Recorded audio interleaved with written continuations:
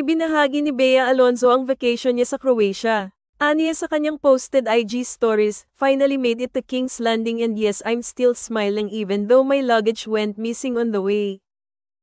Anyway, mukhang nag-enjoy naman siya sa pagbabakasyon kahit na wala ng bagahe basta kasama ang kanyang love of her life. Ibinahagi niya ang mga lugar na pinuntahan at mga tanawing kaaya-aya sa kanyang paningin. Naniniwala ang mga fans na kasama raw nito ang boyfriend na si Vincent Ko at ito raw ang nagsilbing photographer. True kaya ito? Komento naman ng ibang netizens na baka raw nagpaplano na magpakasal sina Vincent at Bea.